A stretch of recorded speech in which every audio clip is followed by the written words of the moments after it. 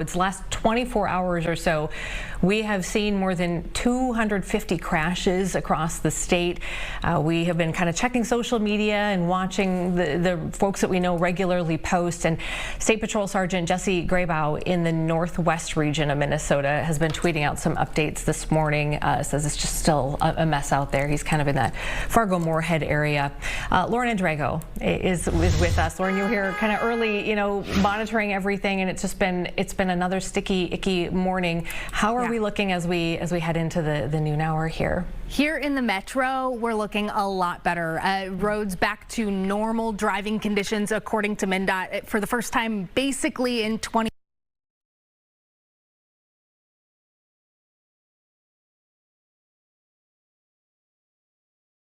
The afternoon into the evening, if you were driving anywhere around the Twin Cities and beyond, you likely saw some pretty bad road conditions compared to what we've seen in storms past. So right now things are looking good. The 7 to 9 a.m. hour this morning saw a lot of incidents across the Twin Cities and southern Minnesota. This was a problem spot today and continues to be a problem spot right now. I-35 near I-90. This is in Albert Lee.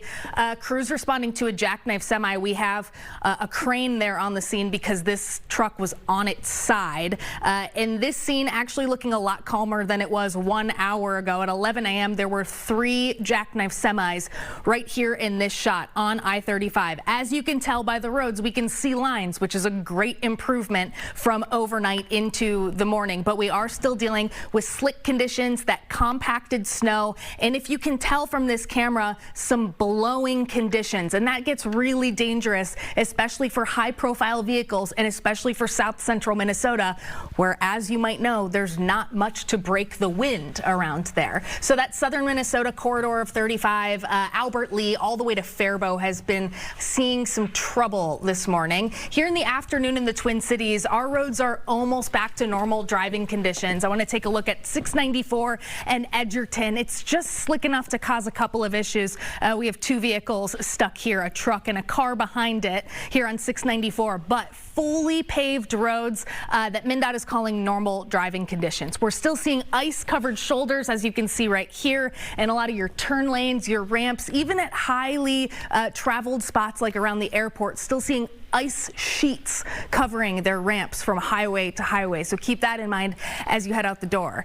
When I showed up at 5 a.m. this morning, this map was red and orange. So this is really great news as we head into the 12 p.m. hour. It's been an eventful morning between 7 and 9 a.m. I think we saw 50 property damage crashes across the state and over 75 spinouts, which that's a ton for a short period of time, especially during the morning commute. Not many incidents out there, and the roads seem to be proving hour by hour. If there's one thing notable, Amy, that I've seen online this morning as I read on what people are saying after they make their morning commute, they say, wow, MnDOT, superstars, did an excellent job out there on the roads. And the other good news as we head into the afternoon, we are in that in the 20s territory of our temperatures, which, as Keith will tell us, the salt and other treatment that they put on the roads works really well at this temperature. As you get to 15 degrees and below, it starts getting a little bit too cold, and that's why we see more slick spots. But as you're heading out right now, drive time's looking really good. That evening commute will start picking up in the next couple of hours, and we are seeing snow start to fall in the west and northwest parts of the metro, but not causing any issues, so we can all breathe now, Amy. I think we're over the hump of an eventful morning. Big exhale today for sure. We can take a break from some of this madness on the roads for a little while. All right, thanks Lauren. Appreciate you sticking around for us. All right, so we want to bring in Amber now because you've been tracking some of the weather-related headlines. There have been so many from overnight and then already this morning. Yeah, so I've learned a little bit about a couple stories we had feelers out on yesterday and this morning. There was a school bus rollover near Fergus Falls. This happened yesterday afternoon. Fergus Falls schools let out early because of the storm, also delayed this morning because of the storm. And a bus went off the road, hit a very steep ditch, and rolled over onto its side. The Otter Tail County Sheriff saying that the crash happening because of the bad conditions out there, very low visibility. Driver, one person, one student on board is what I'm told, and both are are okay, no injuries. Okay. So good news over there in Fergus Falls. Everybody made it out of that just fine. Good. Sad news at MSP yesterday. We were trying to figure out what exactly was happening here. Ends up there was a 47-year-old man who was killed by a snowplow in the parking lot of a catering company at MSP Airport. This happened around 7:30 last night, and really that's all I know at this point. But 7:30 was really like kind of still in the thick of things, so I can imagine visibility really low there, and just, you know, bad conditions. State Patrol investigating that one. As far as air travel goes today, Amy, it looks like things are getting better. We're looking at 96 delays at MSP and just 5 cancellations, so not too shabby. I was looking at the misery map on FlightAware earlier this morning, and other areas like Chicago have it much worse right now. Wait, is it really called the misery map? Yeah. How did I not ever know that? Yeah, FlightAware misery map. It's pretty fun to look at, actually. My goodness. Yep. Fun fact. And then last little thing. Snow emergencies popping up all over. MSP St. Paul declaring this morning. There was, you know, several declared yesterday already, so I'm not even going to take the time to list them all because there are a lot. If you're wondering if that's affecting you, just look up your, you know, city or your town's social media pages, and they usually post there and let you know. Yeah, and don't slack on it. I mean, really check it, because they will tow you. Oh boy. You will get a ticket. You will get towed. You'll have to get your car out of the impound lot and pay up. It's not fun. I've been victims. Have you? Oh, gosh. Oh, yeah. I used to live in Loring Park in Minneapolis, and I was a newbie to the city, and I was like, it can't be that serious. It is that serious. It is that serious. Yeah. All right. Sounds good. We'll check in here in just a little bit. We also want to talk to meteorologist Keith Marler, who popped in here, and you're exhaling a little bit today. A little, you know, some action yesterday. Yeah. Fun stuff. Fun stuff. You know, people always are so interested in totals. That is always, it's just, I don't know, is it a Minnesota thing or just a kind of human thing? But the totals are always a big deal. And we rely on a lot of folks out there to stick that, you know, ruler in the snow, take a little picture and send it to us. But how we looking? Doesn't just look like, I printed out, doesn't it look like a fax from 1973? I was going to say, it does look like a printout from an old IBM computer. I just, National Weather Service printed out, we get stuff all across our social media stuff all morning long, and, you know, folks measure in 3 or 4 or 5 different locations so you don't get wind stuff and things like that. But the National Weather Service compiles a bunch of official and their own spotters and their own viewers, and then stuff from us as well. And they put it in big lists and things like that, and they send it out on official channels. And on one of my computers, I print easier. They have one of their systems that says, you know, print from an image. And I was like, all right, fine, I'll print from an image because I can print that faster, so I can walk in here. And when I printed from an image, it defaulted into their old, I think this is their old DieFax. It has to be. System, when I used to actually rip things off of an old dot matrix printer. And it's just funny that it defaults into what they used to send on old dot matrix printers back when I was literally a kid and would rip these things off of printers. And I was like, that's exactly what it used to look like. And I'm having a weird flashback to when I was like 27 years old. I see some big totals there.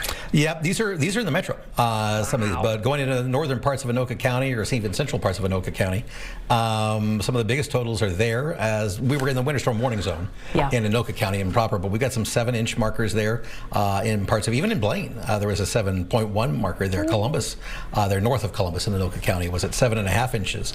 There, I'll leave this with you if you like. Oh, thanks. I don't have to take all these notes. No, you don't have to take any notes whatsoever. That's a habit. We're posting a lot of this. I sent this to our web team too. This will all be, I'm sure, on our Fox Local app too. You can look at this map too. This is it covers it well. We kept our rain snow line just south of the Twin Cities. We did not thaw in the metro yesterday evening, so we did not convert to rain here in the Twin Cities. That was south of us, just south of the Twin Cities, officially in the burbs. So therefore, we did not lose that. So we're about an inch. Our forecast was about an inch shy of what we got. So we did not stay in that 1 to 4 range for the tight metro with the 4, 5, 6s on the north side of town. We stayed in the 2 to 5 with the 4, 5, 6s on the north side of town. Fridley was at 5.8, Blaine was at 5.3, and Ramsey at 4.5. Benton County saw Rice at 4.4. Carver County, Victoria 4.2. Chanhassen, the National Weather Service officially 3.4 inches. Chanhassen, but 2.8 inches of snow there. Chisago County, Rush City coming in at 5.5. North Branch 4.5. Dakota County, we have Burnsville at 5.1 officially. Rosemount at 4.8. Maple Valley at 4.8. Farmington coming in at 4.0 inches of snow. Douglas County, Alexandria at 5 inches. Goodhue County is Zimbrota at 3 inches. Red Wing, officially speaking, at 1.5 inches of snow. And then for Hennepin County, we've got a report there, Corcoran 5.8, which goes along with my place there at the Maple Grove Plymouth border. I had 5.3. Brooklyn Park coming in at 5.5. Golden Valley a 5.3. Everybody right there together around 5 inches there across parts of Hennepin County. Minneapolis coming in around 5 inches as well. You can see there's that marker there. My buddy down in Lonsdale, which is in Rice County there, right there in that 1 inch plus zone. Yep, he picked up barely 1.5 inches of snow as he was in the rain line for some of that instance last night. And you can see it was just light rain in southwestern Minnesota. Now we have another burst of snow rolling through right now. If you look outside in the Twin Cities, we have some very light flakes flying. It's more than a flurry. Could be an aggressive flurry if you prefer. Some visibility is just west of town, slightly reduced. So we talked about this all morning, where from late morning through the early afternoon, you might end up having a little burst of some dusting pluses out there. So you might have to go outside if you shoveled everything, clean. Sure, you're going to have to brush off your windshield as you go out the door. Maybe you might have to get out your leaf blower and maybe just do a little sweeping here and there for the afternoon if it gets a little too aggressive over you. That would be very, very splotchy. Otherwise, pretty easy going with steady temperatures today in the 20s. Then we get colder. Another impulse brings a couple of inches of snow for southwestern Minnesota tomorrow. Oof. But we're on the edge of it with a couple of flurries. We'll stay around the teens. And then a cold front brings a dash of snow for everyone Friday morning. That could cause some commuting issues Friday morning. But then it brings in the Arctic air mass. Temperatures plunge Friday afternoon and evening, and then it's cold. Sub-zero morning lows and single-digit highs over the weekend, but then we warm up dramatically. That's a 33 high on Tuesday. At that turnaround. And that's not, if I had an 8-day forecast, I'd put a 35 on Really? Wednesday. Yeah, it's a couple of days of a warm up there. Okay. Going into the middle days of next week. Well, that helps, I think, for some people, knowing that's around the corner. Knowing that there's some hope in the middle of next week, that's good. Exactly right. All right. Thank you. Appreciate it. We'll see you in a little bit. Okay, thanks. Thank you for that. A couple more headlines here for you. We got this video in a short time ago. So federal agents were seen, and you'll see this in the video, using pepper spray to get through a crowd trying to block their vehicles. This was in the Cedar Riverside neighborhood. The Associated Press has this video, this confrontation as agents were checking IDs in what's known as a neighborhood let's see, let me try, I want to make sure I get this, as agents checked IDs in what's known as a neighborhood with a large Somali population. Minneapolis City Council member Jamal Osman, who represents that neighborhood, was there. He says that ICE agents went to East African restaurants in the neighborhood and demanded to see IDs. Immigration and Customs Enforcement officials telling the Associated Press that they did not make any arrests. And Osman says that one man in his 20s was tackled by agents, taken to a detention center in Bloomington, released, and then told to walk home. So we are also expecting to hear, and we learned about this just a short time ago, at 1:30 today, there's going to be a press conference with the mayor, Mayor Jacob Frey, and a person who the mayor's office says was arrested by ICE in the Cedar Riverside neighborhood yesterday and held in custody despite showing documentation saying that, that they are a U.S. citizen. So again, Mayor Frey will join that person and others at this press conference. We have a crew there. We're going to bring it to you live when that happens. Again, that's at about 1:30 this afternoon. Okay, let's take you to Lakes Country. Let's go there for a second, because there was a special city council meeting in Nisswa this morning, and this was to address, quote, the conduct of Mayor Jennifer Carnahan. Now, if her name is familiar to you, she was the chair of the Minnesota Republican Party from 2017 to 2021. She also is the widow of State Representative Jim Hagedorn, who passed away, I believe it was 2022. And so we heard from several council members and also a few people from the audience had a chance to speak in public comments. Many of them concerned about what they call a toxic work environment and then other drama. And they say that it's actually led to unprecedented turnover in city administration. One council member even calling for Carnahan to resign. And then in addition to that, we're going to play a portion of the meeting for you, but in addition to that, there are some concerns outside City Hall. So according to the Fargo Inforum, Nisswa police recently investigated after Jennifer Carnahan tried to press charges against another woman who she says assaulted her by pushing her arm, the mayor's arm, during the City of Lights event. This was a couple of weeks ago. Police took a look at it. Prosecutors declined to pursue any charges against that woman. However, it's our understanding that the case was actually reopened last week because an additional witness was identified. So as far as we know, it has gone back to the city prosecutor. Here now is part of that meeting from just a few hours ago, special city council meeting in Nisswa. The ego and victimization must be replaced with decorum and stout leadership. It is time for the city to reset, and that must start now. That change must start with formally requesting that Mayor Carnahan consider her immediate resignation. All right, and we have reached out to Mayor Carnahan, and we have not yet heard back, so we'll update that for you. And our Simone Woolridge is also looking into that story. A lot of layers to this one as far as who she is and her background here in Minnesota. Okay, let's take a quick break, but before we do, we want to let you know that you can always email us your snow pics and video. We've gotten so many great images, your snapshots of snow days here, QR code on your screen right now. Otherwise, you can always go to fox9.com/photos. And thank you, Rana from Royalton. This is so great. Look at those faces and those little rosy cheeks. That is what a snow day is all about. And you can also go to the Fox Local app and upload your photos there. We'll be right back.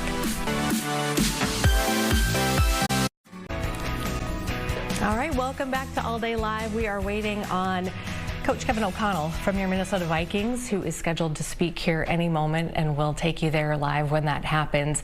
In the meantime, a couple of little sports nuggets for you here that we picked up that are new. Minneapolis native and Minnesota Wild alum Zach Parise will be inducted into the U.S. Hockey Hall of Fame. That'll be tonight in St. Paul.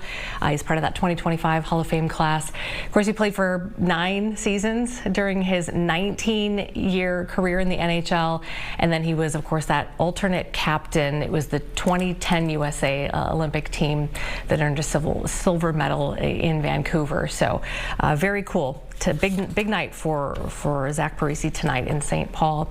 And then 6 Minnesota Frost players, we've just learned, will play for Team USA in tonight's game against Team Canada. So we didn't just learn that. Sorry, I just added that, and that's not accurate. We've known this, but we're just letting you know that this is happening, and it's really cool. The game is part of the rivalry series leading up to the 2026 Winter Olympic Games, and that puck drop is set for 8 o'clock tonight. So FYI, support those Frost players as well. And let's talk a little bit of NFL while we're waiting for Coach KOC. Do you love the Europe games? Do you not love the Europe games? Well, get ready for more of them. The league just announced that they are going back to Munich, Germany. The regular season games will be in 2026 and then also in 2028 at the FC Bayern, I think is how you say it, Bayern Munich. Is that right, Kara? She's like, I don't know. Bayern Munich. I bet it's Bayern. I don't know. I don't follow soccer, and I don't know. But you can add those to a couple of other overseas games as well in 2026. So we've got Melbourne, Australia. That one was announced. Rio in Brazil. And then there are 2 more in London, which we are very, very familiar with, those London locations. And so is our Jim Rich. He is so well acquainted with London, and was it Tottenham Hotspur? Is that what it was? That was. You got it. Okay, good. You spent a lot of time there, took us on a lot of tours. We are waiting for KOC right now, so thanks for joining us. Oh, no problem. No problem. Yeah, no, the NFL is trying to make this a global game. It's all about getting more fans, more money, more TV time, and so this is something that they want to do. And I still say eventually you'll see teams based overseas that will be part of the regular season, and you'll go over there every year for a couple weeks. Mm-hmm.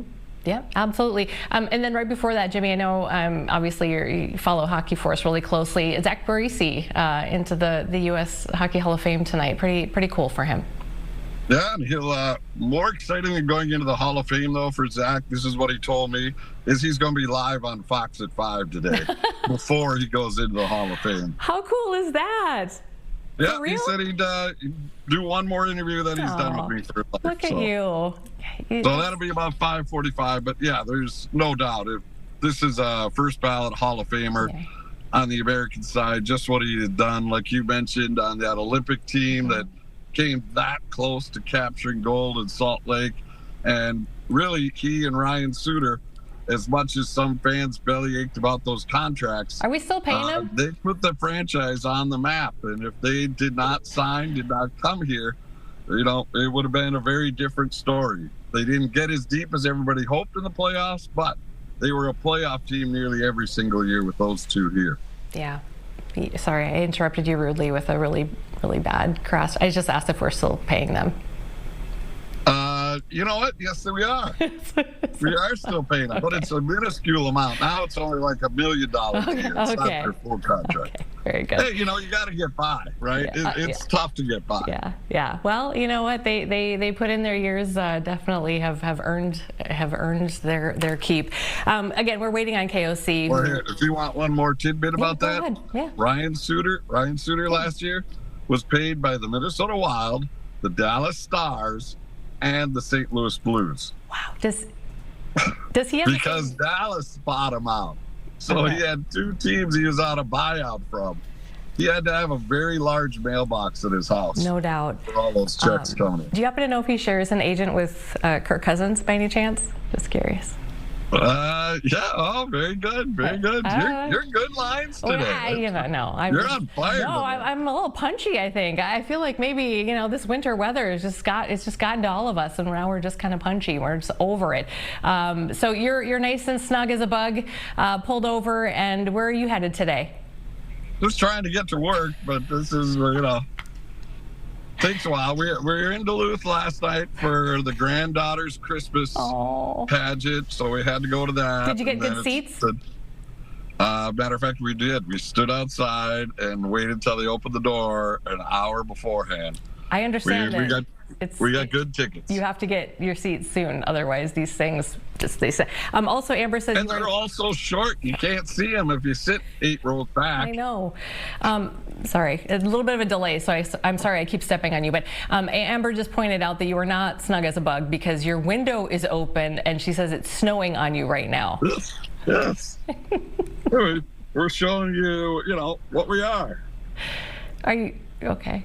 Do you need to roll it up? Ian gets all those viewers, so I try to throw in some snow. Maybe I could get some more viewers, too. I don't know. You got Zach Parisi at 5:45. I think you're doing okay, Jimmy. Ian will probably have some weather hit he'll have to do.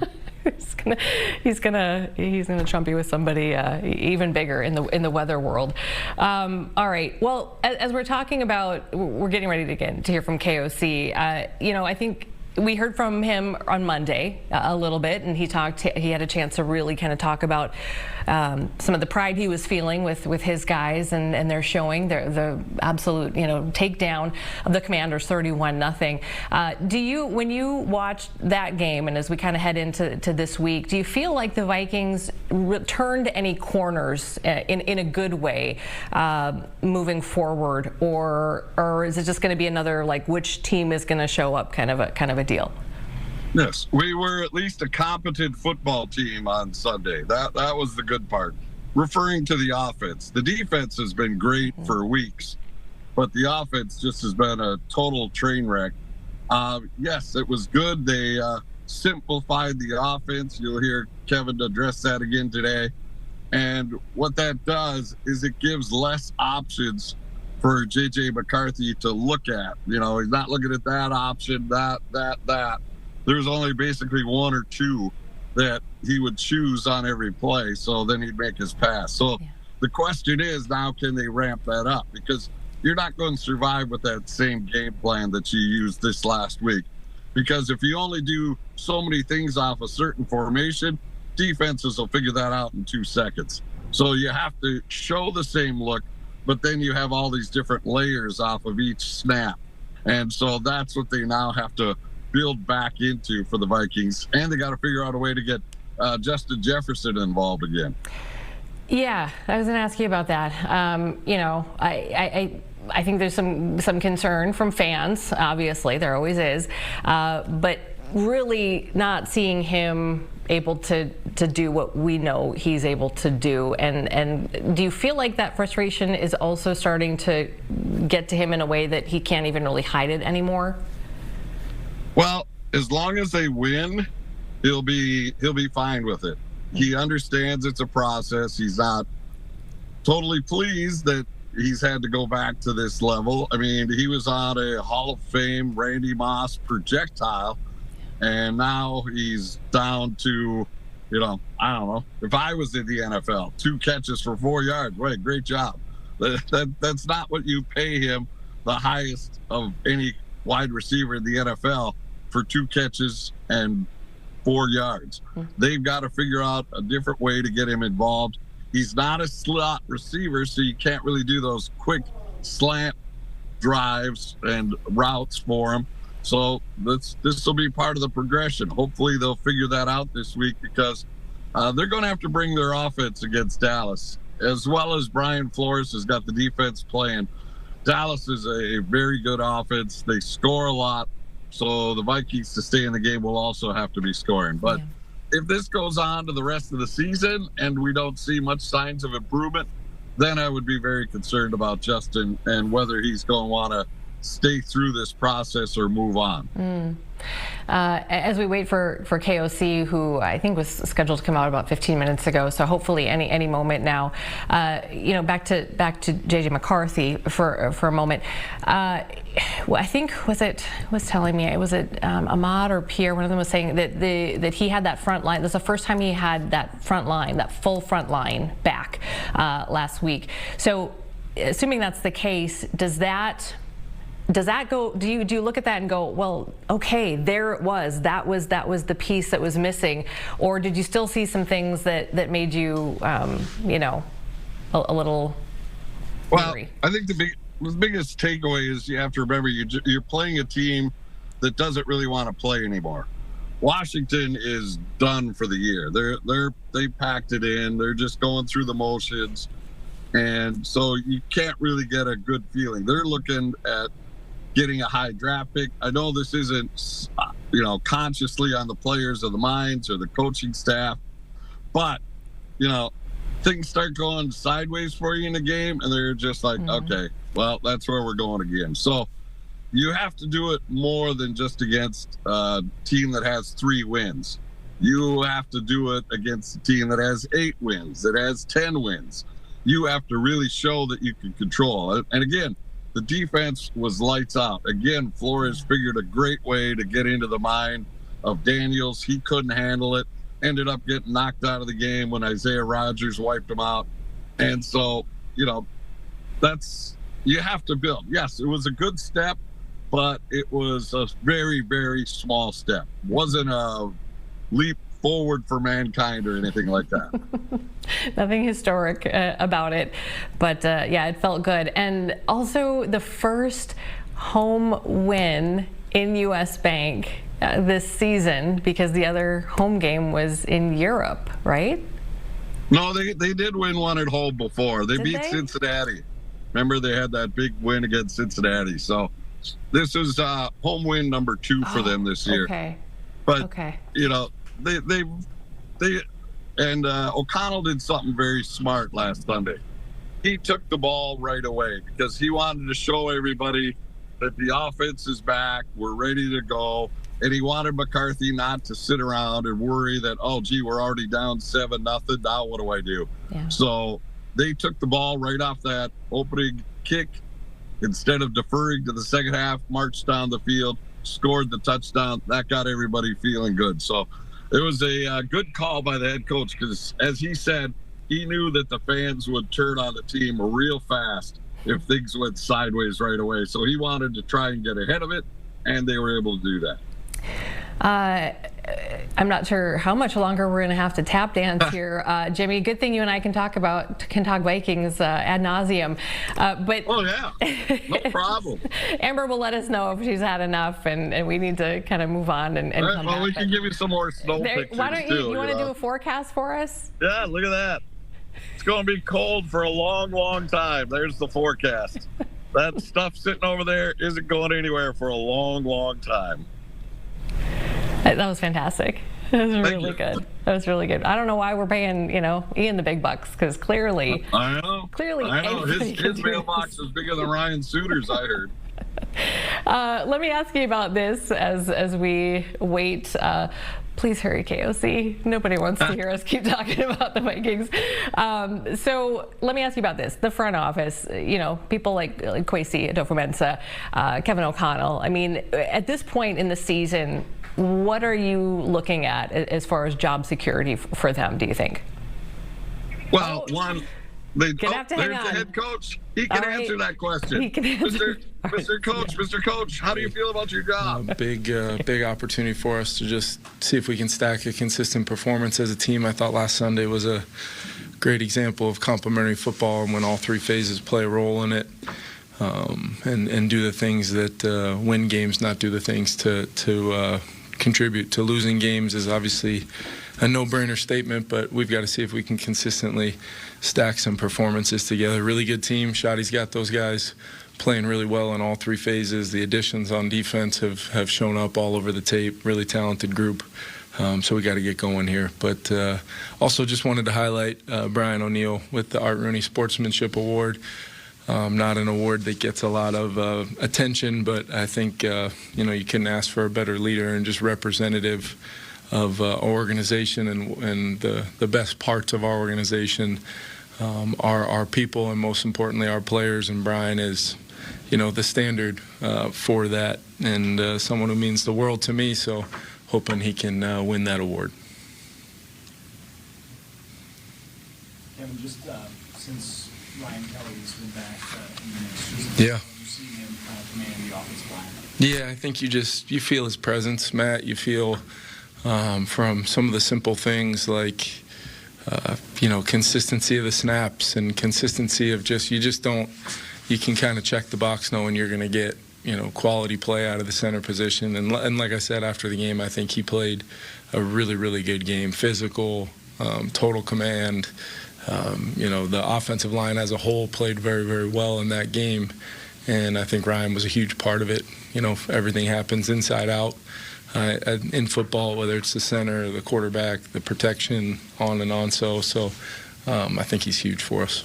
Kevin, sticking with the offensive line, did you know Donovan Jackson was as tough as he was when you threw the breeder in that process, or have you learned more about that this year? Obviously, I know their head coach there pretty well, and some of the other guys there, and you get a lot of ringing endorsements on players because these coaches and programs care about these guys a bunch and fought like crazy to help them win.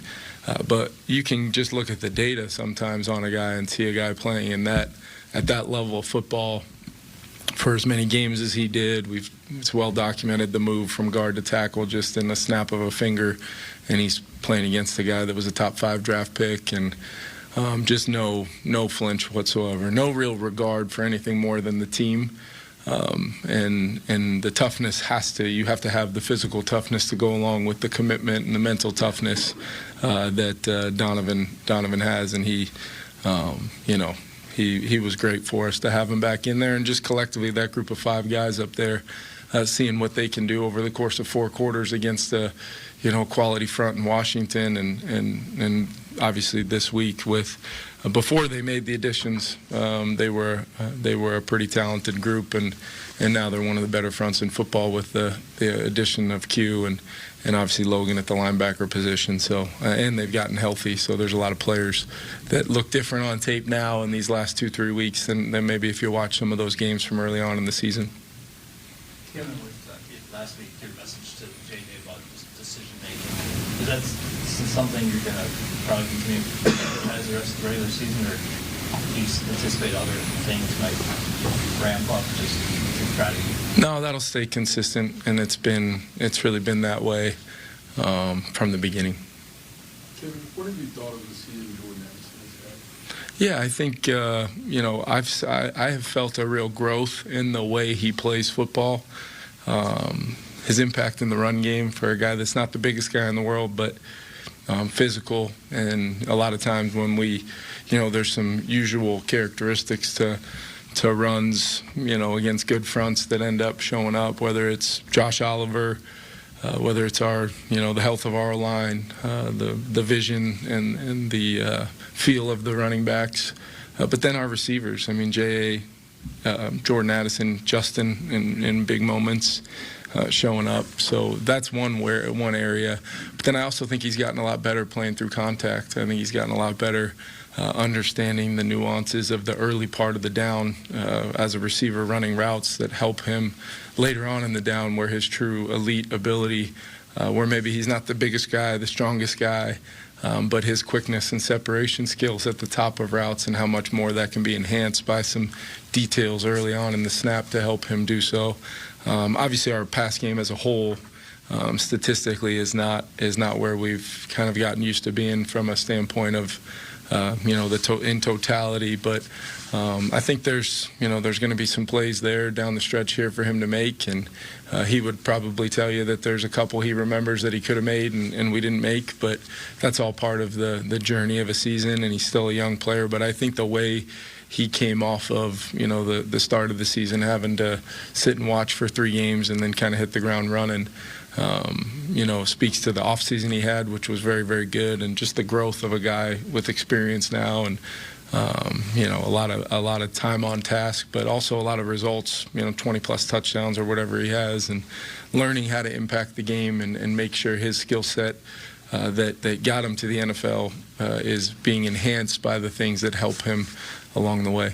Kevin, staying in that room, what does it mean to have a leader like Justin Jefferson, who's maybe not having the season he wants personally, but continues to show the smile on his face and goes hard in front of everybody else? Yeah, he's even when he doesn't have a smile on his face, he's still the same guy. He every single day means the world to this organization, and you look at a play late in the game, the 4th and 2 touchdown to Hawkinson. I mean, the second Justin breaks the huddle, he knows he just went from being the first progression on the play to, because of the coverage they tried to play, even in a pure progression system, Justin understands, hey, it's red 2, and I'm going to have to outside release this corner and take him 4 or 5 yards in the end zone to open up the window for TJ, and then there's nobody more excited. Or the 3rd down catch Addison makes on 3rd and 9 on the 12-minute drive. Justin's the first pure progression on that play, and ends up turning around and celebrating because he knows, hey, it was a loaded coverage look to me. The cloud corner took me away. There's a void behind me. And JJ threw it in rhythm and threw a great ball, and Jordan made the play. So the football intelligence is off the charts. Justin, with myself over the last 3 years, we've seen every coverage known to man in that pure world, and his ability to handle that and learn and grow. He plays football at a wildly elite level between the years, and then his physical skill set, his impact on the organization, the impact on much more than just people in this building, clearly as the best in the world at what he does, is, he's phenomenal. Kevin, on the pure progression thing, do you think it's possible in today's game, whether it's Vikings or not, or your quarterback or not, to have reverse only be reading defenses and not? Pure progressions, you read defenses. You read individual players within coverages, and you attack voids and vacancies based upon the way the play is set up. If it's man-to-man, if it's zone, what kind of zone? Is it a cloud defense? Is it a version of quarter, half, quarter? Is it a loaded zone in the interior of the field, either hook or buzz coverage? All of those players, no matter what you label it on the chalkboard, all those players have individual responsibilities within a defense.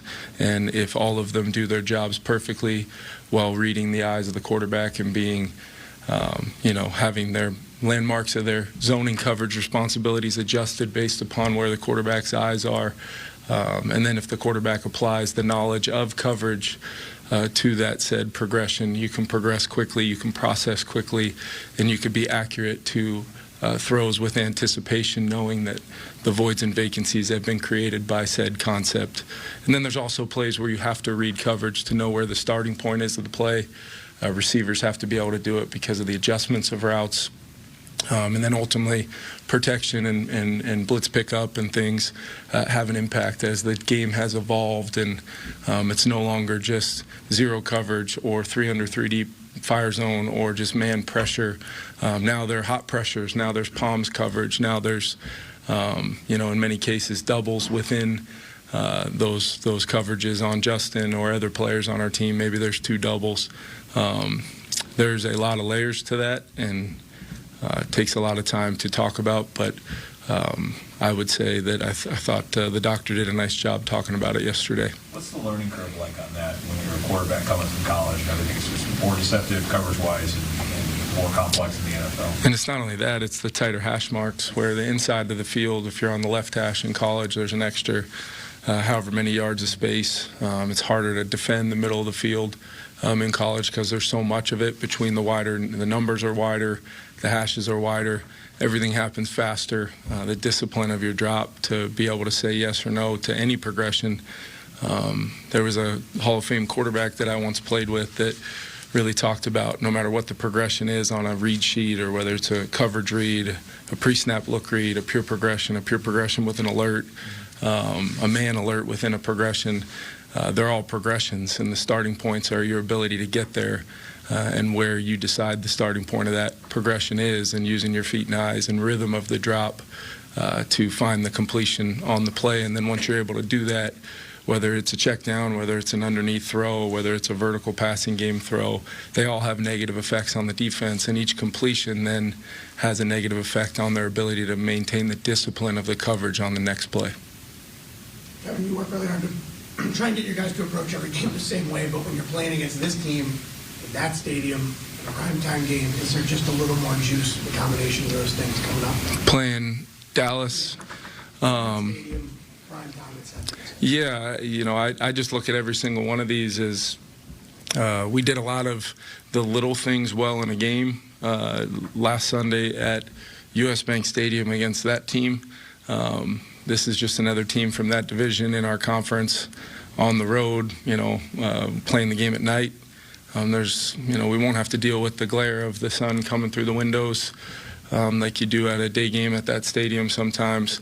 But I look at it more as, it's hard to win in the NFL. Every team, no matter what uniform they're wearing or what their record is, this is the highest level football in the world, and every game is hard and takes doing a lot of little detailed things that we talk a lot about: fundamentals, technique, schematics, discipline of, like we talked about with Justin, a little detail on the play that everybody just looks at it as another play. He didn't get the ball, but Justin looked at it as an opportunity to get somebody else open with how that coverage played out. Like, there's thousands of those things that take place in a game, and the team that does those things more, the little things more, and more of their 11 guys on the field consistently doing that contribute to what the score ends up being. And it doesn't mean you're 31 points better than this team or that much worse than that team. It just means that on that day for 60 minutes in that game, those are how the little things all played out.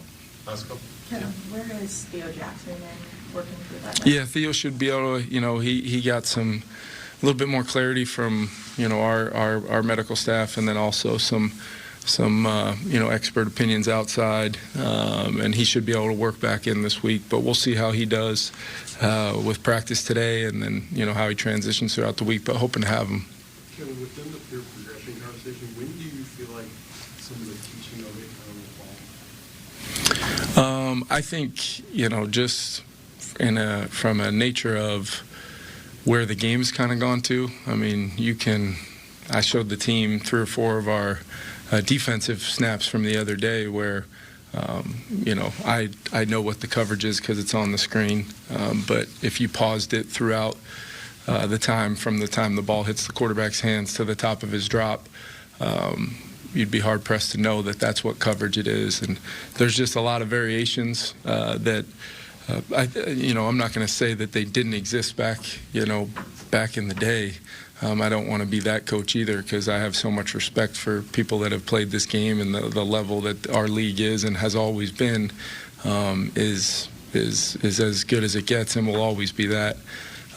But I think the evolution of just the way the game is played, and maybe it's some of the rules that have adjusted the way, you can throw the ball over the middle now, and there's consequences for defenders, taking away throws at the catch point that didn't exist back in the day when you had some of these, the Ronnie Lotts of the world. You didn't throw that ball no matter what coverage it was, if he was standing in the middle of the field. Like, that existed, and just the evolution of the game and the smart ways we protect players and how it's changed the game a little bit has required defensive coaches to start finding new ways of trying to make the quarterback say no to those throws for different reasons now. And then I think you just have many, many examples of, quarterbacks that have been Hall of Fame level of processors reading defenses, and no matter what you tried to play, they could figure out those things at a very, very high clip. But what we don't talk about is a lot of the other guys that maybe weren't able to have the kind of success doing that because maybe they needed to have the ability to just do their jobs on a play. But with all that being said, there's still elements of every coverage where there's a hook player, there's a quarter flat player, there's a fire flat player. Like, I could throw out term after term, and those coverages all still have the same terms within them. It's just the picture, the transition to the final picture has changed a little bit, whether it's the Fangio system, whether it's, the Seattle cover 3 teams that then started to pair that with quarters.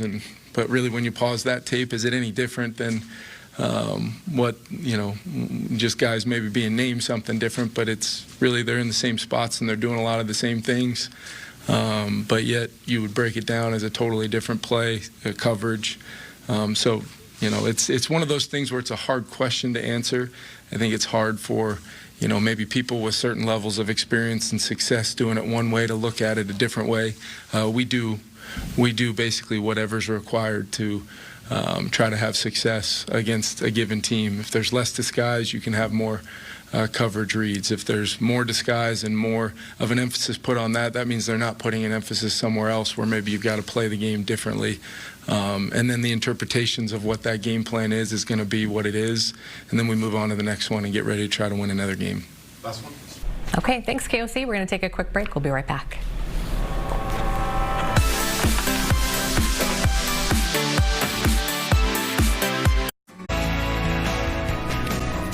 Welcome back to All Day Live. Simone Woolridge joining me now. You've been covering an event for us. Something that happened this morning was a special city council meeting in Nisswa, Minnesota, which is in Lakes Country. Small town. Yep, small town. Only about 4 council members. Okay. But they have had a lot of turnover over the last couple of years. So they talked about how, for instance, the city administrator, they're on their 5th city administrator in the last 7 months. Yeah. And a lot of this is what they say allegedly at the hands of the mayor there, Mayor Jennifer Carnahan. So backstory here, we have done some stories on her before. One of them when she was the former chair of the Minnesota GOP. She resigned when her husband was diagnosed with cancer. She then ended up running for his seat, did not win that. But his family did file a lawsuit saying that she failed to pay back some medical expenses. So that's kind of the backstory. There has been quite a few stories about her, again, over the years. So fast forward to today, what happened this morning. Councilmember Bruce London called this meeting. He essentially had a piece of paper basically naming everything that was in a police report, what she has been accused of, and it has something to do with a woman named Sophie Foster. Sophie Foster worked at a business that the mayor was at, and I just kind of want to run you through some of my notes because it kind of gets confusing. There's a lot, yeah. There's a lot to unpack here in things that are being thrown out and that she's accused of. So basically, Sophie Foster heard this quote, loud and rude conversation that she heard being had by the mayor, Jennifer Carnahan, and it was about a sitting city council member, and his name is Jesse Zahn. So she said something along the lines of, and this is their quote, something like, if you just embarrassed him to get him to resign. So then Sophie Foster, the woman, she ends up writing an email to the mayor and also the council members saying, you know what, you need to apologize for what you said. And then they end up seeing each other later on in the day, and that's when some sort of altercation is had there. There was, I guess I can try to say this with some bleeps. The mayor allegedly said there is that B that sent the email referring to Sophie Foster. Again, some sort of altercation is had. Then the mayor calls the police, files a report against her for assault. And again, this is where it gets, tricky. But she did reference the email, but she ended up saying that Sophie said that she was a, quote, piece of crap human and should not be mayor. Of course, police are going to ask for the evidence in that. She sends over the email. Police say, we don't see that verbiage in the email. So police asked for proof. The city council says that proof is not there because that was not in that email, and they then referred it to the Nisswa city prosecutor and a law firm, and they decided not to file any charges. So again, this morning what happened, they opened it up to public comment. Quite a few people were there. We couldn't see from the video, but they did reference and say it was a packed house pretty much. The interesting thing, the mayor did not show up. But her mother did. So her mom was in that meeting. The people who did talk in public comment, they were only allowed about 2 minutes. Okay. So they were getting cut off in some of their comments. But I did want to play, because we do have a couple of sound bites here. One of them, I believe we're going to start with her mom.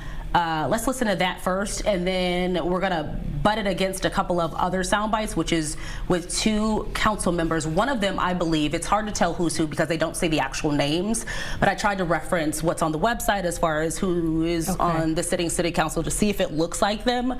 But I believe one of the gentlemen who talks is the one that she mentioned in that conversation about how to get him to step down. Let's play what we can, yeah.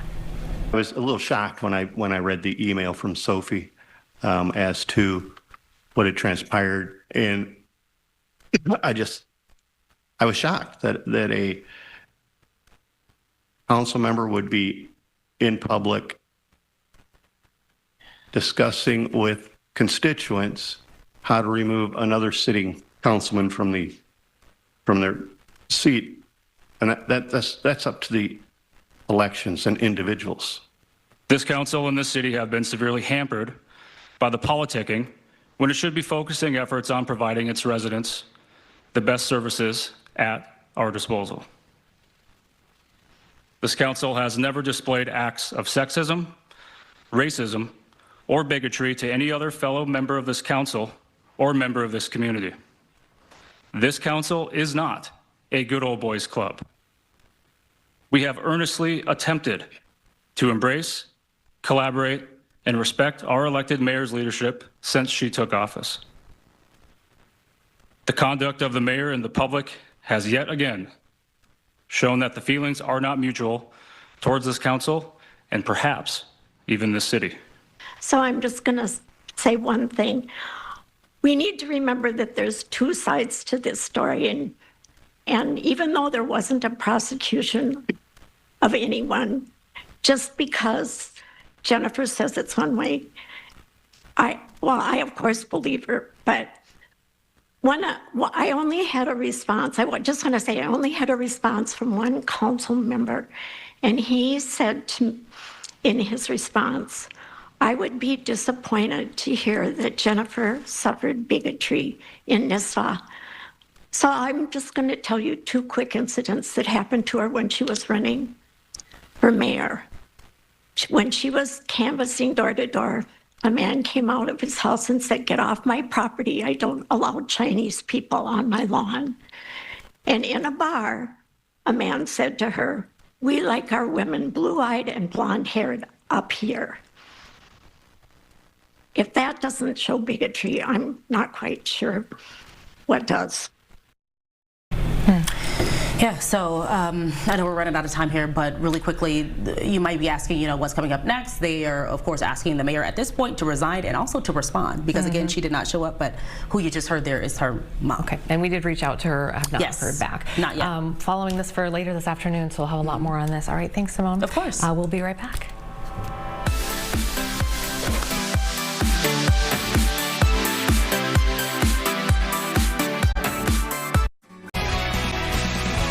And welcome back to All Day Live. We are watching a developing story. This is Maplewood right now, an apartment complex. What we know is really not a lot. A significant law enforcement presence near Maplewood apartment complex this afternoon.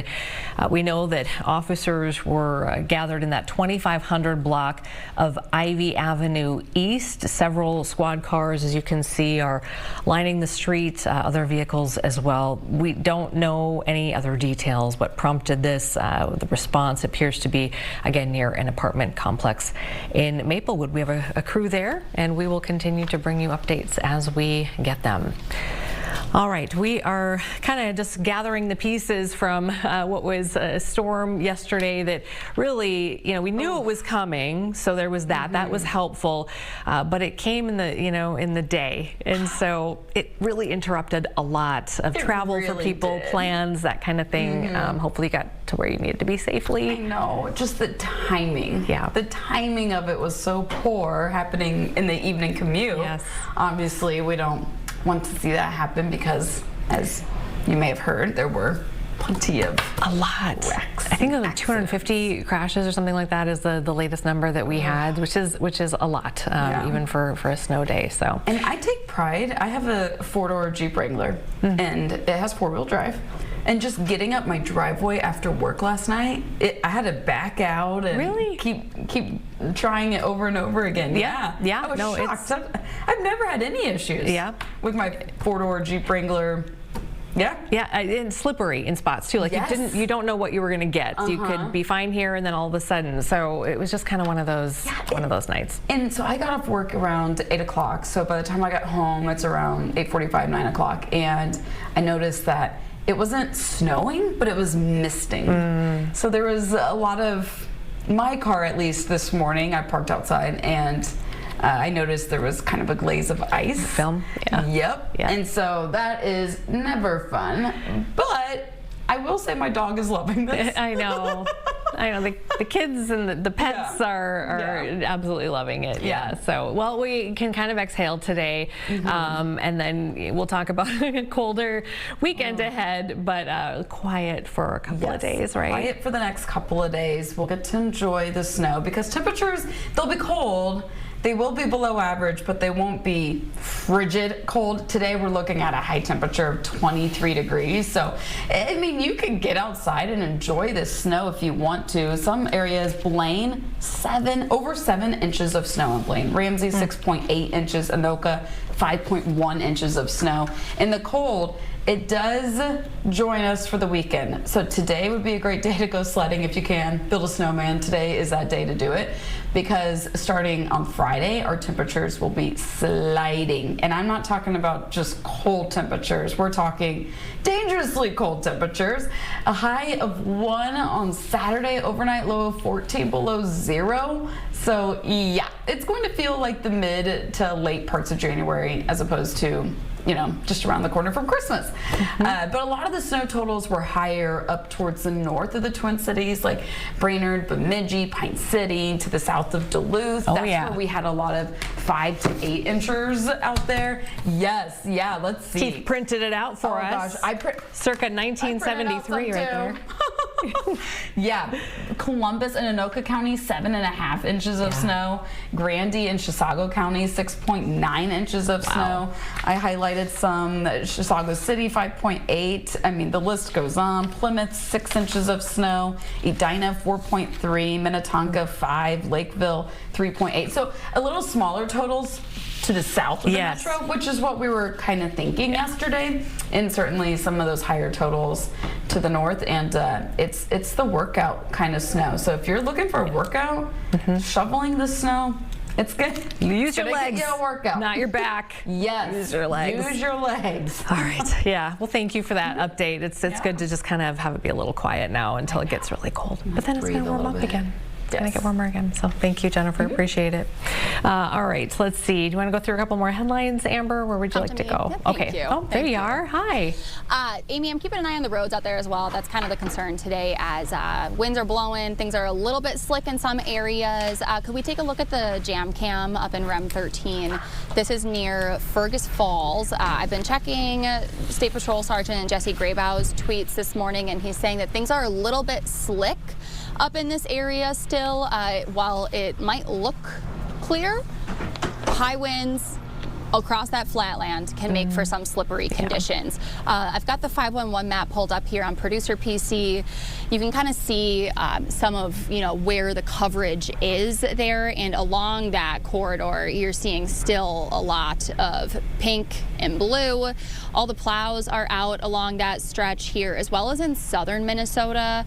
So we've talked a bit about that. Nothing from Sergeant Christensen this morning, Amy, but like you mentioned, we're looking at more than 250 crashes statewide over the last 24 hours roughly, and that's not including anything in the last 2 hours. Yep. And the blue is partially covered, and then the pink is, going to be more covered in snow. So just kind of be aware as you're plotting routes today. Know anybody traveling, let them know. Southwest Minnesota looks pretty good, but other than that, you're going to run into something somewhere. For everybody else. Thank you. I'm going to switch this over to our viewer submitted photos, Amy. Oh, because good. Did we get some more?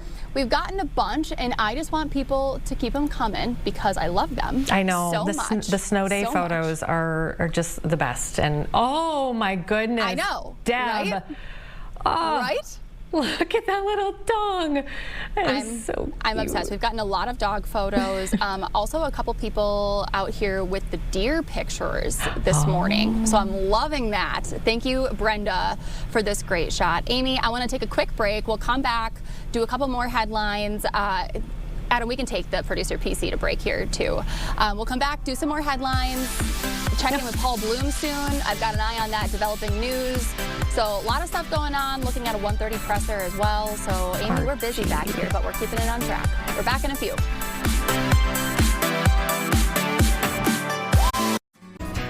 And welcome back to All Day Live. We want to update you on a couple of stories that are coming in here to our newsroom. Northfield Police put this announcement out. They just want to let folks know that they were informed of a federal immigration and customs enforcement activity that occurred within the city. It was earlier today. They posted this about 2 hours ago. They're aware of recent increased ICE enforcement operations in Northfield and nearby, and they just really want the public to understand that Northfield Police does not have any legal authority to intervene, restrict, or otherwise influence any sort of federal enforcement actions. So despite the calls and messages that they're getting, they cannot intervene in this, and they just wanted us to pass that along. They're putting that out on social media.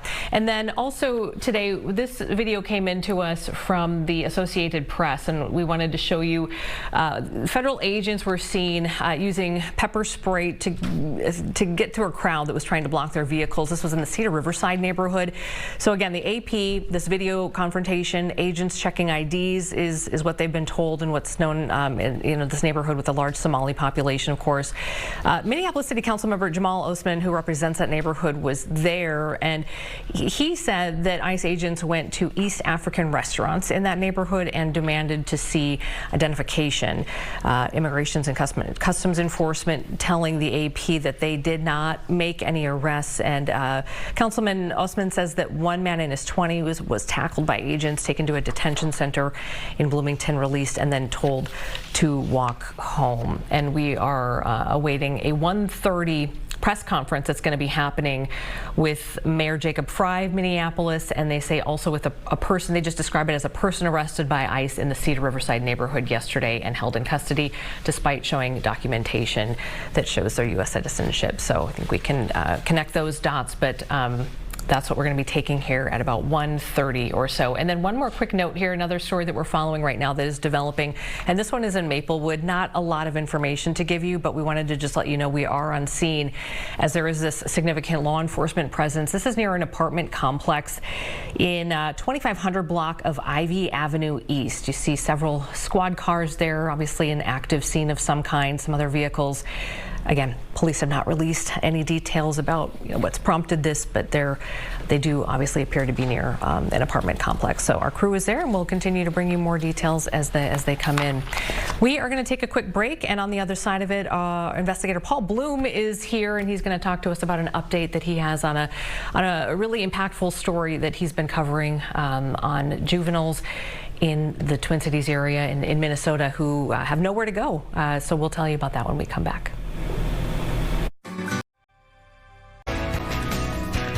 Well, welcome back.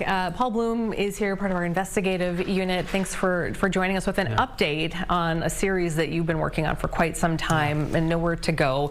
Do you want to kind of just set up a little bit of the background here and then tell us what the new development is? Yeah, so it's been a year or so where we focused on this issue and what we branded or titled Nowhere to Go. And my introduction into that story came through the juvenile justice system.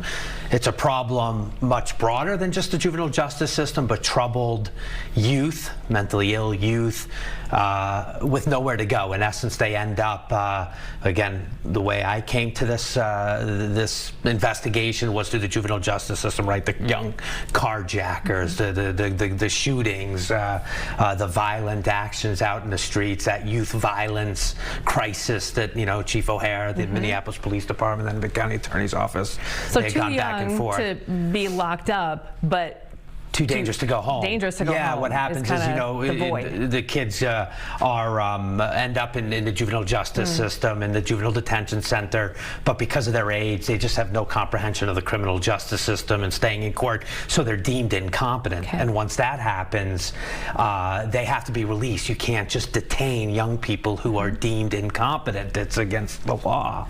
But we came to this story then when kids were stuck at the juvenile detention center, and there was nowhere to send these youngsters, right? It felt like there was a shift in the ages in juvenile crime, especially the violent, dangerous conduct that was occurring in the city of Minneapolis. So the law and then the resources just aren't there for the 12, the 13, the 11-year-olds. And that brings us to sort of my story that aired last night. It's a new center that Hennepin County has built out. It's a $20 million investment up front on the build, and it's called a youth stabilization center. So what will happen, kids potentially, I mean, they'll have to be screened, but maybe who end up in juvenile detention and are deemed incompetent, can't go home, might not have the best resources or treatment program available to them, they can be sent, it's just south of downtown Minneapolis, to this, I mean, it really is a beautiful looking brand new center that they've built with bedrooms, with game rooms, with recreational areas outdoors, and where these kids can go. It's a short-term solution. Yeah, how long can they stay? Initially, they had talked about 30 to 45 days. Yesterday, we got a tour. They invited Fox 9 inside to tour the building. Our story's now on our website. Of course, you can take a look at it there. But now they're talking more like a month, a 30-day window. The hope is, maybe get the kids out of juvenile detention, give them services, provide them school opportunities. It's a locked environment. So, to discourage runaways. I mean, the center itself, once you're inside, you'd have access to move around, but the exterior is locked for security reasons. And hopefully, take care of these kids, give them attention, give them love, give them, what they need, resources, psychologists, nurses, whatever, figure out what their long-term needs are, and then get them to maybe a more appropriate program. Again, so it's not going to answer all these questions of like resources. I mean, we still need a lot of resources in this state, but this is one step. Hennepin County, again, it's called the Youth Stabilization Center. They're really hoping this becomes a model to be used across the state. And I just wanted to reiterate, you don't just come necessarily to this from the juvenile detention center. You may have seen these stories in recent days about kids getting stuck in the ER, suicides, depression, kids with mental illness that maybe hasn't surfaced in the criminal justice, having violated the law, but maybe families struggling at home with a child. This also could be a place for them as well. So 13 beds, ages 8 to 17, 30 30 days, again, just south of downtown Minneapolis on Chicago Avenue. And it was built out in a Hennepin County facility that is a service center for adults, but they've kind of cordoned off 2 floors upstairs for the children. So is this the only thing like it in Minnesota? This specific thing, that's my understanding. I don't know, and I've done some deep homework on this. I mean, other counties and communities might have something along these lines, you know. But in Minneapolis, right, we had the juvenile detention center, then we have like halfway houses, and other, you know, my reporting at the time more than a year ago talked about the real high level hospital care that's needed, locked facility, the psychiatric treatment facility type stuff. But there are not a lot of beds. There are not enough beds for the kids that are needed. So this is kind of that stopgap. 13. So given kind of what you've been covering here for the last year or so, does that feel like it'll take the edge off? Does it feel like it will really help? I mean, where are we with how much help will this bring? Well, we'll still need more resources because it's only a 30-day stay. So there's still going to have to be long-term. Remember, we were talking about sending kids out of state. That's other right. states were doing it. Had better resources available for these type of children with these difficult needs, especially when they are violent and they have the mental health issues. Those kids are very difficult to place. So they're really hoping this. I mean, no one's saying this will solve the problem in Hennepin County, but it is sort of a stopgap measure. Some solutions there, and like I said, I mean, I don't know how exactly it will work in terms of the success for these children, but it's a very nice setup, safe, bright. I think they're going to create an environment for these children to at least, you know, as the title of the building goes, a youth stabilization center. Get the child stabilized, get them in a comfortable environment. The goal will be, you know, maybe that they get enough care and treatment there to go home. You know, create a family plan to bring them home safely, or get them onto a longer-term facility. But those kind of questions and resources and investments will still be needed. This does not end, you know, the problem of where we should house our children in the greatest of mental health needs, and especially the ones that are dangerous, because I know those are the ones that draw the headlines in the community when they're, you know, out doing bad things. So the 13 beds, is that going to be exclusively for residents of Hennepin County? That's going to be the starting point. There's certainly talk there of branching out, taking a regional approach. I know a lot of experts believe this needs to be handled regionally, because it's not just the border of Hennepin County doesn't end, you know, the problem. You know, Anoka, Dakota, you know, Ramsey, and even just watching the juvenile justice system, you see these kids, you know, whether it's a St. Paul kid in Minneapolis or Minneapolis kid living with a, you know, family member up in Anoka. I mean, it's not, you know, this certainly the border isn't the end-all be-all, but it will be. It's coming through Hennepin County. It will come through their social services, their juvenile justice system. It'll be their teams that are reviewing the cases and deciding which kids may be appropriate to bring in, because, you know, you'll need to be aware of who else is in that on those floors at any given time. They said it's open for both genders. So yeah, it's brand new. It's expected to sort of start accepting its first troubled youth, if you will, a little later this month, but we got a tour yesterday of it. Okay, just finally, really quickly, how are they paying for this? Because they got staffing, you know, this 24/7, 365, right? And the staff ratios are pretty incredible when you think about it. One child, three, I'm going to get this wrong, 3 children, 1 staff member. So if you have 13 beds, you're going to need, you know, you have to divide by 3 kind of thing. And so you'll need staffers around the clock. The $20 million build out, that's been invested. That's in sort of their capital budget. That's been taken care of. But there is an ongoing $7 million annual programming staffing fee. They'll pay to a local nonprofit by the name of Nexus Family Healing. They're experts in this field. So there'll be an ongoing, you know, expenditure of at least $7 million. And the thought there is perhaps getting some sort of federal state reimbursements, you know, under the Medicaid program, given that they'll be providing care for these children. I know that's still in the works, but I think that's the long-term goal. But yeah, it's a big investment, and it came, if you remember, it came right after our reporting, you know, about the issue of these kids, and there were contempt of court allegations. You know, it was an illegal illegal, it's illegal to house these kids beyond their time. Once they're deemed incompetent, you have to get them out of the juvenile detention center. You can't just keep them locked up, and there weren't places for them to go. There was nowhere for them to go. And soon after, our reports and other media outlets jumped on it that the county funded this 13 months ago, and it will finally open its doors tomorrow. Incredible. Or excuse me, later this month. Yeah, that's incredible. Yeah, looking in from the outside, you look at the policing and the arrest, then you look at prosecution or not prosecution and all of that, but really, if you can kind of tackle this piece of it and say, where can we make some progress here? You hope that would, start to make some. Yeah, I flash back in my head, remember with Chief O'Hara about it being a revolving door, that the kids who were committing these crimes. Same kids in many cases. And now the hope is this could be, especially for those kids, they end up in juvenile detention, maybe, they can't stay there for too long. They move over to the youth stabilization center, get them calm, get them figured out, and then figure out a solution on the back end. Let's hope it brings some relief to really a crisis situation for a long time. Thank you, Paul. Appreciate you checking in. Thank you. All right, we'll take a quick break. We'll be right back after this.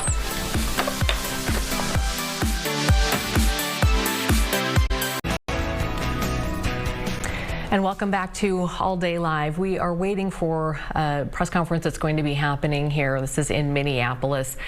Just checking some mic levels here, getting everybody set. We are expecting to hear from Minneapolis Mayor Jacob Frey and a man by the name of Mubashir, a 20-year-old Minneapolis resident and U.S. citizen, to, they say, share his recent experience of being wrongfully detained by U.S. Immigration and Customs Enforcement agents. They say it was in the Cedar Riverside neighborhood yesterday. So we'll hear more from the mayor on that, and then also from this 20-year-old too. We are expected to. I'm not sure if we're going to hear from him, but we know that we're told that he's going to be there. So we'll take you there as soon as that gets started. Also, one other thing that we're watching here, to take you to Maplewood for just a moment. Some developing news here. Don't have a lot of details, but we know that there is this large, significant law enforcement presence near an apartment complex. This is the 2500 block of Ivy Avenue East, and you see that line of squad cars. We've been following this for, over an hour now, I believe, at least. And again, police have not released any details about what prompted this response. Appears to be near an apartment complex. So we have reached out to Maplewood Police for more information. Clearly, there's some sort of response there that we'll keep an eye on. And then I'm just going to go one more here as long as we're waiting. And I don't know if you guys want to put the shot back up of the podium, and I can kind of keep an eye on that. But just really quickly before we take you back to Minneapolis, some charges here that came into our newsroom that just wanted to share with you while we're waiting for this press conference with Mayor Jacob Frey. This is from Eden Prairie Police, and they're talking about an incident. It was November 23rd, about 5 o'clock in the evening. A Jeep was driving on an active runway at Flying Cloud Airport in Eden Prairie, and officers arrived, and then the air traffic control informed the officers that Jeep was driving toward the officers. They found the Jeep, they boxed it in, and the officers approached the Jeep, asked the driver for ID several times. He did not have a driver's license on him, and then they've kind of figured out who it was. But the defendant stated that he had flown in his friend's private jet to the Vikings-Packers game and had 4 drinks that day, but he failed sobriety test and blew a .124. So the statement of probable cause came out, just updating you on that. All right, again, we are waiting on this press conference in Minneapolis, and I'll just read through some information that it may or may not be connected. We're not going to say it is because we don't know for sure, but I'm going to tell you about an incident that happened yesterday in the Cedar Riverside neighborhood that we actually have some video of as well. And again, nobody officially has said that this is what's tied to this. We believe it may be, and we'll figure that out here in a couple of minutes when the mayor steps up. But federal agents were using pepper spray, and you can see it here. This video from the Associated Press, they shared that. So this confrontation, as a crowd was trying to block the vehicles there. This is again in the Cedar Riverside neighborhood in Minneapolis yesterday. And the Associated Press reporting that agents were checking IDs in that neighborhood, and Minneapolis City Council member Jamal Osman did put out a statement yesterday. He represents that particular neighborhood, and he said in that statement that he said that ICE agents went to East African restaurants in that neighborhood and had demanded to see IDs. And then ICE officials have told the Associated Press that they did not make any arrests in this particular operation in these moments yesterday. And Councilman Osman said that one man in his 20s was tackled by agents. He was taken to a detention center in Bloomington, released, and then told to walk home. You see a video of many people there taking video as well. So again, this press conference that we're waiting for, we're told, does involve a man in an incident from the Cedar Riverside neighborhood yesterday, a man in his 20s. But so we'll see what the mayor has to say, and then also others who are going to be there as well. Yeah, maybe. So let's hang. It'll be about less than 2 or 3 minutes. Okay. We are going to start by playing the videos. Okay. So you can adjust your camera if you'd like. Either side, it's going to be the same. And then we'll give you time to readjust to the podium, and then the speakers will speak. The gentleman speaking today is not going to be sharing his last name. So I just wanted to give you that heads up. But that's going to be the way things go today. So about 2 more minutes. All right. There you go. So presumably it's the video that we just showed you that they'll go through, although it may be different now that I'm looking at. It may be different video. Okay, yep, so this is some different video. The man that they're describing who's going to be speaking, we mentioned is going by first name, I believe, Mubashir, in his 20s, and we know that yesterday there was that incident in the video that we showed you as well, that Councilman Jamal Osman had talked about.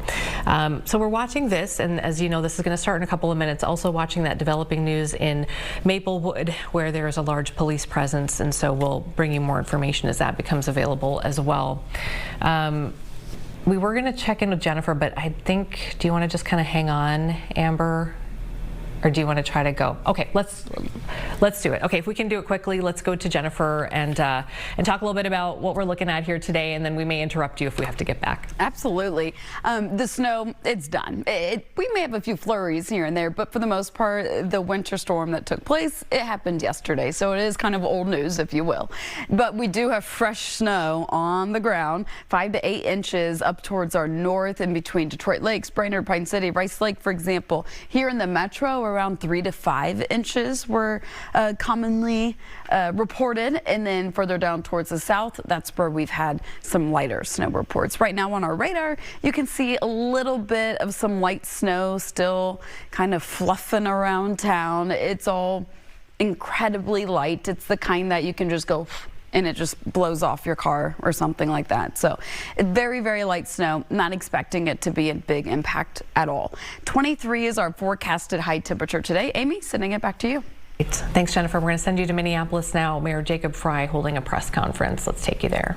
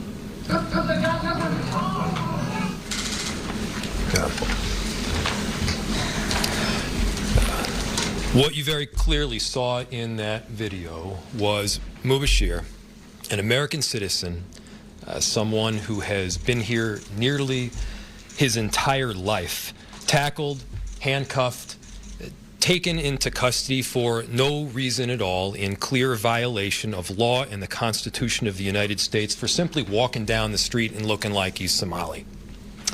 This should make every single person in America, whether you are a Democrat or Republican, livid. For those that believe in the work of the founding fathers, for those that believe in the maintenance and endurance of our republic, for those that want to stand up for justice, now's the time to be speaking out.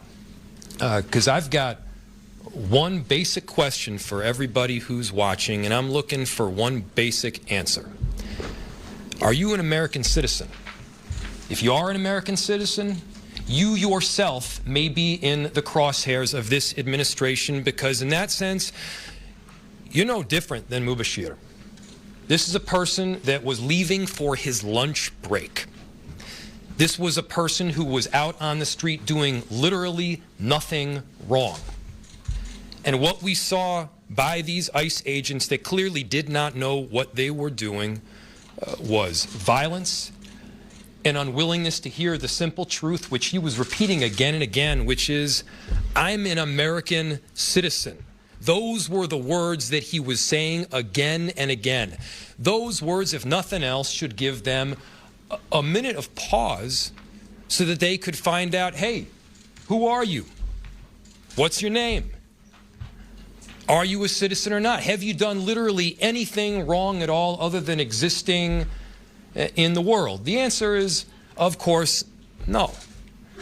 And the reason we're here right now is, I believe, some directives were given from pretty high up that just can't be carried out. Directives like, I want you to go to Minneapolis and target the Somali community and deport a bunch of illegal or undocumented immigrants. You know, go to a factory or go to a meatpacking plant, find a bunch of Somalis that aren't undocumented, arrest them, detain them, and then deport them. But here's the thing. That meatpacking plant, that factory, you won't find a whole bunch of undocumented Somalis there. Why? Because, for the most part, they're all American citizens, like you and like me. They get up in the morning, they go to work, like Mubashir. They drop their kids off at daycare. They go and work a long shift. They try to get through a long Minnesota winter together. These people are our community members. They are our neighbors. They have made Minneapolis a better place. Juxtapose that against what we're seeing from some of these federal agents right now. They don't know how to operate under the Constitution. They don't know how to keep people safe. They don't know how to catch criminals, because certainly Mubashir is not one. They don't even really know how to drive in the snow. It's pathetic. So right now, all of us are in a position to be speaking up. Our residents deserve better from the federal government. They deserve transparency. They deserve communication. What they don't deserve is headlocks in the middle of the winter in the snow, being detained and taken off somewhere, God knows where, without your family or your friends even knowing where you are. That's not what they deserve. So Minneapolis is not going to stand by this kind of crap. We won't stand by federal agents that are conducting this kind of pathetic operation where you're consistently against the law, against the Constitution, detaining American citizens. Again, basic law. Mubashir is going to tell a story in a second, and you'll hear directly from him. But what I'll say is there's a lot of other people in our city and around the country who've had very similar experiences. One of the most shocking things about watching this video is that it's not that shocking, because you turn on any news station, open up any paper, check out social media, and you see this happening all the time. We can't become accustomed to this. This cannot be normalized. We've read in history books about people being taken away and picked up for no reason at all. Let us not allow it here in our city. Let us not allow that here in our country. So we're calling for answers. We're demanding accountability. We want immediate changes on how these operations are being carried out. Minneapolis, to put it simply, we are anti-criminal. We're anti-gun violence. We're anti-rapist. We're anti-whatever it is that they want to create as sort of a facade for some of the stuff that they're doing. We will do everything possible to keep our residents safe. That's not what's happening now. They're talking about all these instances. That's not what's happening now. What is happening and what we're seeing is them illegally and unconstitutionally taking people like Mubashir. Not on our watch. That cannot happen in our city. Get out. They deserve the same rights as every other American because they are American citizens. They've got the full support of this city government behind them. And with that, I want to apologize to our neighbor here, Mubashir. I want to thank him for his courage in standing up and doing this here. I'm deeply concerned about what's going on erupting in somebody getting hurt or killed.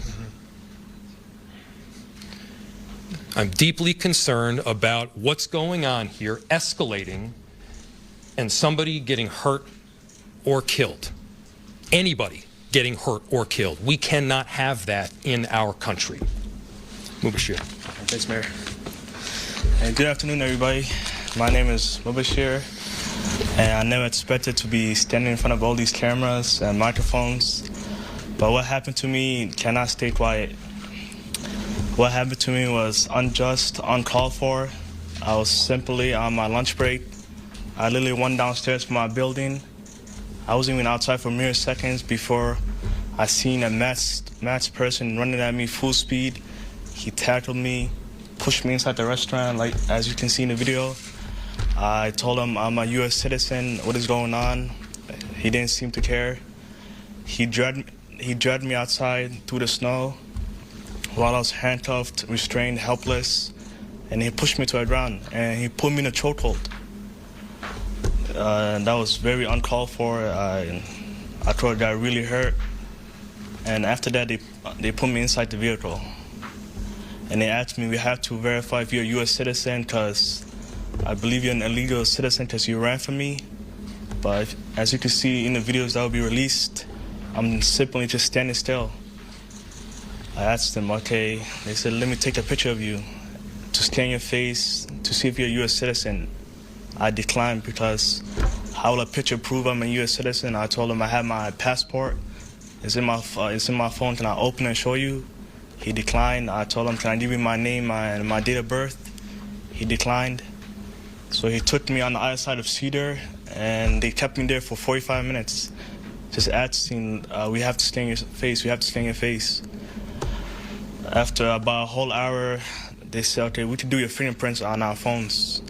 And the fingerprints were not working.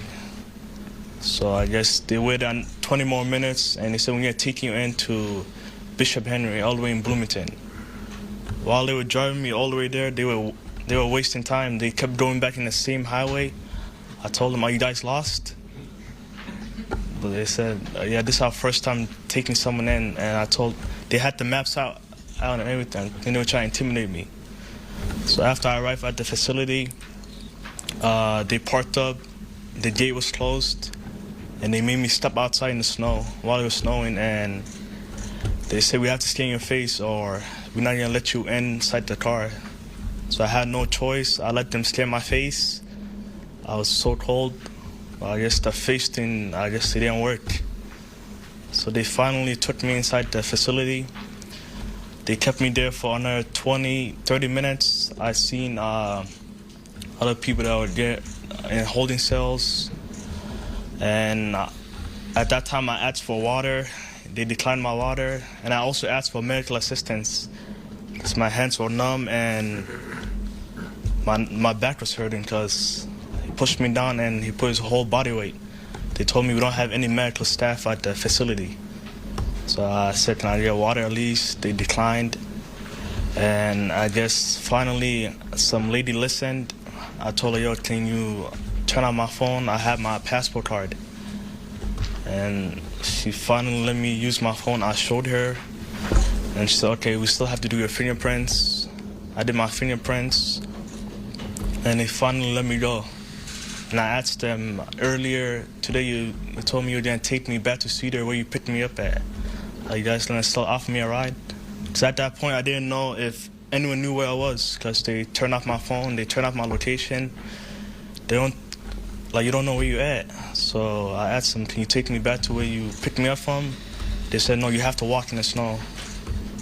Like, they were being serious. I asked 3 times, they said, no, you're walking. But eventually my parents came and picked me up. And yeah, all I did was step outside as a Somali American and I just got chased by a masked person. The agent then, at one point, he didn't identify himself. He didn't say ice, stop. Like, I felt like I was getting assaulted. I was getting kidnapped, and that's exactly what it was. And the way they were treating me, it was inhumane. They dragged me across the road. They slammed me to the ground, choked me. That was uncalled for. There's also more videos of someone came out. They had a copy of my passport. And I told the agent, he has my passport copy. And he said, we don't care, we're still taking you in. And they kept me for 2 hours. And if this is what's happening to a U.S. American citizen on camera, imagine what could happen to your loved ones when there's no one around to witness what they're doing. But thankfully, my incident was caught on cameras. It was posted all over social media.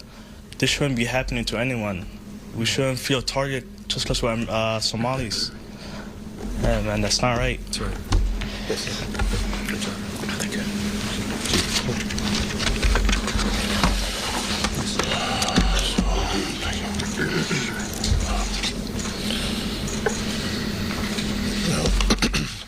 Thank you, Mubashir. And like the mayor, I apologize that this happened to you in my city with people wearing vests that say police. That's embarrassing. But what really gets me is that this is just one story today. And it's a little overwhelming, just the volume of stories we're trying to sift through and figure out what's true and what's not and kind of what may be happening. Like our mayor has said, we understand federal law enforcement has a job to do. To the extent that federal law enforcement is being precise, conducting targeted operations, and making lawful arrests, we understand that. I have no objection to that, of course.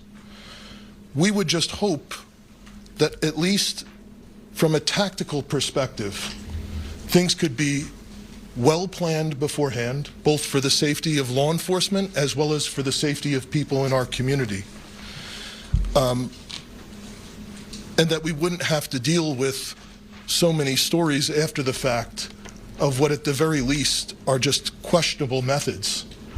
And clearly a use of resources that doesn't appear to be getting a return on investment. You know, I am proud of how the men and women of the Minneapolis Police Department have been handling this. With people in the field last night, with some of our lieutenants this morning that have been dealing with this and monitoring the situation. I wish the public could see how well they are managing such a difficult role. And a volume of which that they're trying to manage and trying to sift through and figure out what's true and what's not, while we're still trying to do our day-to-day responsibilities. That being said, again, random efforts in which individuals who are, including individuals who are American citizens, are being stopped because they appear to be Latino or because they appear to be Somali is wrong. And even, you know, as I'm sure everyone has seen just on social media and in some of these stories, the things we've seen, just, again, some of the manner and the methods in which these things are happening is just not safe for anyone involved. So, thank you, Mayor. We'll stand for questions. We're taking a quick break. If you want to keep watching this, you can stream it on our YouTube channel. We'll be right back after a very quick break. And I wonder just how the interactions might be different if these Ice Watch folks weren't out there and you were doing this and nobody saw it. I'm sorry, I didn't quite understand the question. Can you repeat that? Trying to get you to talk about the Ice Watch, the observers, oh, sure. Just kind of the way that they might change the dynamic in a situation like this. So the question was, how might the watchers, those that are videotaping what's going on, might change the dynamic? I mean, you would hope that when you got a video on you, you'd conduct yourself differently. You'd hope that you'd be abiding by the Constitution, whether or not it's being filmed. Look, I'm glad we've got video of this. I'm glad there are people out there taking footage of what is actually happening. I mean, you all, especially who have talked to me locally, know that I'll often try to take a beat. What happened, who was involved, what was the reasoning, why were they detained, was it legitimate? I mean, these are all questions that generally you should ask. We got this thing on footage, though. You're seeing it for yourself. This guy's no criminal. He's an American citizen who has lived here nearly his entire life, who was going to take a lunch break. Just making sure, so Mubashir has no criminal record that this was related to, right? Yeah, no. Okay. And can we get like an approximate location where this was? Yeah, this happened at Cedar and 4th by West Spring Diner. I came downstairs from the building. Can you step Yeah, sorry. Please. Oh, yeah, sorry. Yeah, this happened by 4th and Cedar, by Cedar Restaurant and West Spring Diner. I simply came downstairs from upstairs to Walter and Nett's restaurant. That's less than 5 steps. And all I seen was a masked person just running at me, and he just tackled me, pushed me inside the restaurant, and used excessive force on me, as shown in the video and the surveillance footage. What type of work do you do, Mubashir? What type of work do you do? What do you do for a living? I don't want to answer that. Okay. And how long ago did you move here from Somalia, or were you born here? I came here when I was about 4 or 5 years old. I was here my whole life. You're 20 years old now? Yep. Mayor Jacob Fry, we just heard from an immigration attorney who said the September Supreme Court ruling paved the way for racial profiling to be legal by ICE agents. What are your thoughts on that?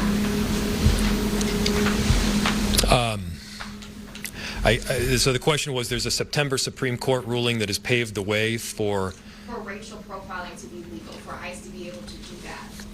Yeah, I would need to read the case. I'd need to study up on the law before I answered the question. Logistically, then, what happens next? Chief can answer. Chief can answer. I think that question is accurate, but it doesn't mean it's right. Okay. Yeah, we'll get back to you. Okay, and we are waiting for a response from federal authorities on this. You can keep streaming on our YouTube channel if you'd like to continue watching this. Thanks for watching All Day Live.